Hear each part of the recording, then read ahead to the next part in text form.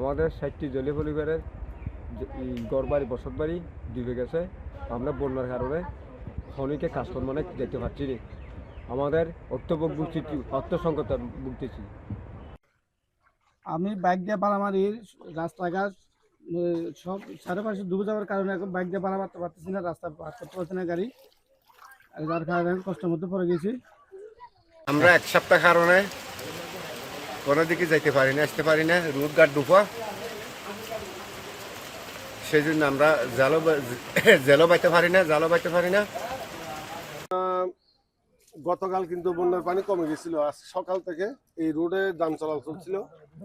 11টার দিকে এই রোডে যান চলাচল বন্ধ হয়ে গেছে, প্রায় 3 ফুটের মতো পানি। আগে নিচু জায়গাগুলো প্লাবিত ছিল, এখন দেখা যায় উপর উঁচু জায়গাগুলো প্লাবিত হচ্ছে। এই আর কি, আমাদের এলাকায় তো প্রায় পানিবন্দী হয়ে পড়ছে। গাড়ি যান চলাচল না হওয়ার কারণে নিত্য প্রয়োজনীয় দাম বৃদ্ধি পাচ্ছে। যেমন শাকসবজি এখানে পাওয়াই যাচ্ছে না। যদি যান চলাচল থাকতো তাহলে শাকসবজি, আমাদের নিত্য প্রয়োজনীয় জিনিসগুলো পাওয়া যেত। কিন্তু দাম বেড়ে যাচ্ছে। এখন এলাকার মানুষ দুর্ভোগের পড়ে গেছে। আমরা দেখেছি গতকাল থেকে প্রচুর মানে এক সপ্তাহ ধরে প্রায় বৃষ্টি হচ্ছিল। এখানে প্রায় আমরা দেখেছি এখানে প্রায় মাটি ধসে পড়ছে, প্রায় অনেকজন আমরা দেখেছি, খবর পেয়েছি।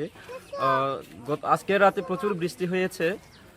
সকালে আমরা এখানে দেখেছি, সকালে যাওয়ার পথে কিন্তু এখানে পানি ছিল না। এখন আমি আমাদের দোকান পরিষ্কার করতে গেছি, এসে দেখি পানি বন্ধ হয়ে গেছে। এখানে প্রায় অনেকজনের ঘর বাড়ি ডুবে গেছে।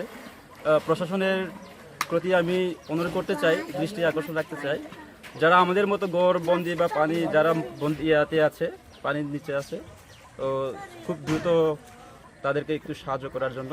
একই সাথে যারা রেড ক্রিশনে আছেন বিভিন্ন সংস্থার প্রতি, তাদেরকে আমি অনুরোধ করব। বন্যার পানি এখনও আমাদের বাড়িঘর ডুবো।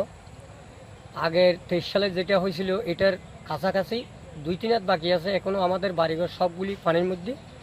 এখন আমরা জীবনযাপন করতেছি পানির ভিতরেই। এখন আমরা কি করব, স্কুল দেখতেছি না। বন্যার পানিতে বাড়িগুলি এখন তলাতে বসবাস করতেছে। এখন আমরা বউ বাচ্চা নিয়ে এখনও বন্যার পানিতে আমাদের বাড়িঘর তলাতে বসবাস করতেছে। আমরা বউবলা নিয়ে এখনও খুব কষ্ট জীবনযাপন করতেছি। আচ্ছা, আমি সকালবেলায় কালাকাটার দিকে আমি আসছিলাম, তখন কিন্তু একেবারে পানি কম ছিল, মানে খুবই অল্প ছিল আর কি। জাস্ট কয়েক ঘন্টার মধ্যে দেখলাম যে পুরো একেবারে বেড়ে গেছে। মানে আর আমি বাইক নিয়ে আসছি, এখন আমি মুসিবতে পড়ে গেছি একেবারে। বাইকটা কীভাবে পার করবো জানি না, পার হওয়া যাবে কিনা তাও এখনও জানি না আর কি। মানে হঠাৎ করে 2-1 ঘন্টার মধ্যে দেখেছি পানি বেড়ে গেছে আর কি। তো আমাকে এখন বান্দরবানে যেতেই হবে, বাইকটা পার করতেই হবে আর কি। আসলে সকালে আসার পরে এখন বের হওয়ার পরে দেখেছি পুরো পানি। এখন নৌকা নাই, এখন বাধ্য হয়ে আমাকে ঠেলে হলে নিয়ে যাইতে হবে, যেহেতু হেঁটে পার হওয়া যাচ্ছে, মানে বাইকটা ঠেলে পার করতে হবে, করার তো কিছু নেই। বন্যার কারণে আমাদের চারিদিকে ঘরবাড়ি সব প্লাবিত হয়েছে এবং জনগণ খুব দুর্ভোগে আছে। আর খুব কষ্টসাধ্য হচ্ছে আমাদের জনসম্মুখে। আর রাস্তার প্রধান যেটা সড়ক, এটা পুরাটাই ডুবে গেছে আমাদের কালকাতায় 3 নং ওয়ার্ডে পুরাটাই ডুবে গেছে। এখন জনগণ খুব কষ্ট হচ্ছে, জনসাধারণ মানুষ খুব কষ্ট হচ্ছে।